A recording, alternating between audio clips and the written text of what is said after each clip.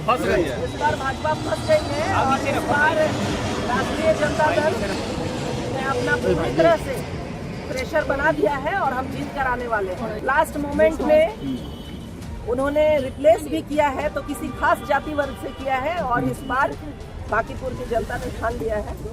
जो नए प्रत्याशी हैं वो ऐसा लग रहा है कि बड़े बड़े हुक्मरानों के बीच एक उनके रहमो करम पे आया हुआ प्रत्याशी है।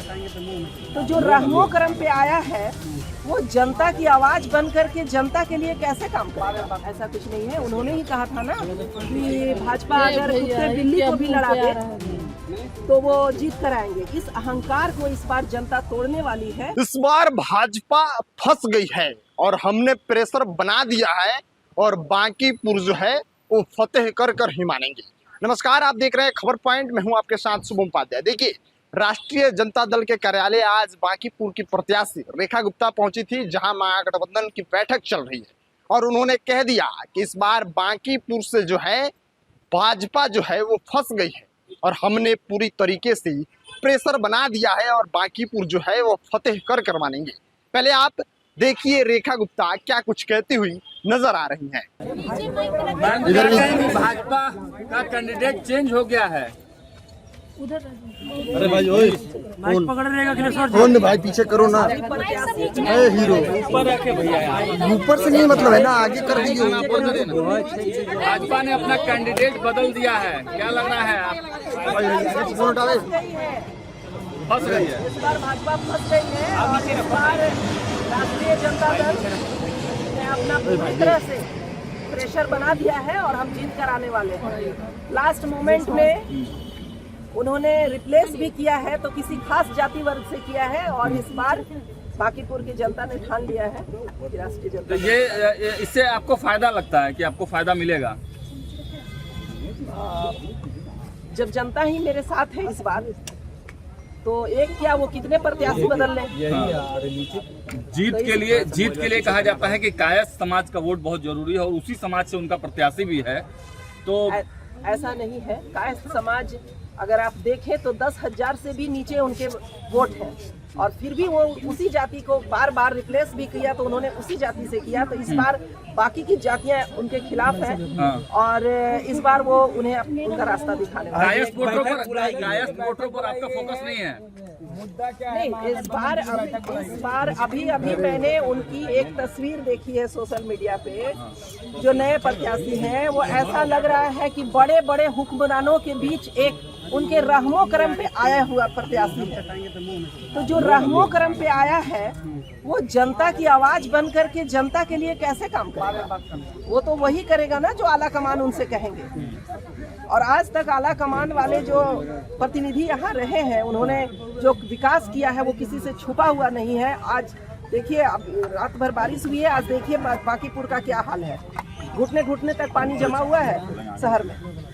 आज बैठक हो रही है, महागठबंधन की बैठक चल रही है। इस चुनाव को जीतना है, उसी की प्लानिंग है, उसी की पे कार्य किया जा रहा है।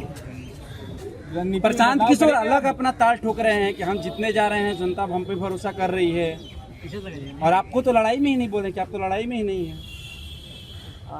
मैं इस पे ज्यादा कुछ नहीं कहूँगी। चुनाव है, वो भी प्रत्याशी हैं, लड़ रहे हैं। प्रशांत किशोर कितनी चुनौती है आप लोग के लिए? कोई चुनौती नहीं है मेरे लिए, सिर्फ और सिर्फ जनता चुनौती है। उनके दिलों में जगह बनाना है और जीत कराना है। एक सवाल और है, एनडीए के लोग कह रहे हैं कि राजद और प्रशांत किशोर दूसरे और तीसरे नंबर के लिए लड़ रहे हैं, पहला नंबर तो फिक्स है। ऐसा कुछ नहीं है। उन्होंने ही कहा था ना कि भाजपा अगर कुत्ते बिल्ली को भी लड़ा दे तो वो जीत कर आएंगे। इस अहंकार को इस बार जनता तोड़ने वाली है और सबक सिखाने वाली है कि उन्होंने बांकीपुर की जनता को समझ किया लिया है। तो बांकीपुर के लिए मैं इस बार एक सशक्त आवाज बनकर।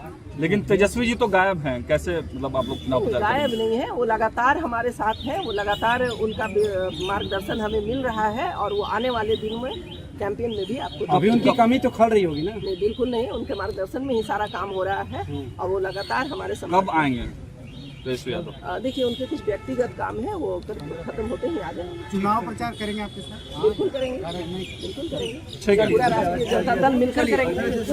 तो सुना आपने, उन्होंने साफ शब्दों में कहा कि इस बार जो है भाजपा फंस गई है उसके बाद जब पत्रकारों ने सवाल किया कि बांकीपुर में कायस्थ वोटर बहुत ज्यादा मायने रखते हैं, तो उन्होंने कहा कि देखिए भाजपा पहले भी कायस्थ वोटर को उतारी थी और जब रिपीट भी की है, हटाई भी है, रिप्लेस भी की है, तो फिर से नए कायस्थ वोटर को ही सीट दी है। और जो कायस्थ वोटर की संख्या है वो 10 से 12 हजार ही है, तो ये बहुत बड़ी बात नहीं है।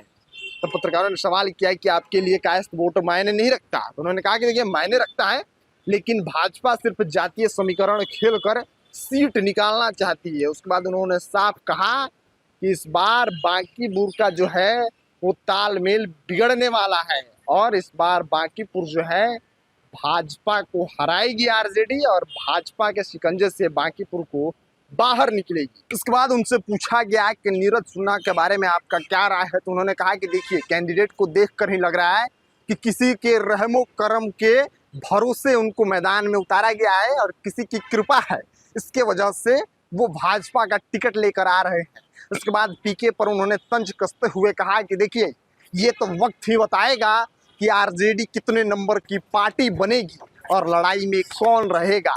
उन्होंने साफ शब्दों में कह दिया कि पीके जो है जनरल इलेक्शंस में भी बयान देते थे और उनकी पार्टी कहाँ रही आपको अच्छे से अनुमान होगा। और इस बार भी जो नंबर का खेल कर रहे हैं पीके, ये तो रिजल्ट के बाद ही पता चल पाएगा। बाकी आपको इस खबर के साथ छोड़े जाते हैं, आप अपनी राय प्रतिक्रिया कमेंट बॉक्स में लिखिएगा। मिलते हैं अगली वीडियो में, तब तक के लिए आप बने रहिए खबर पॉइंट के साथ। मैं शुभम उपाध्याय, बहुत बहुत धन्यवाद आपका।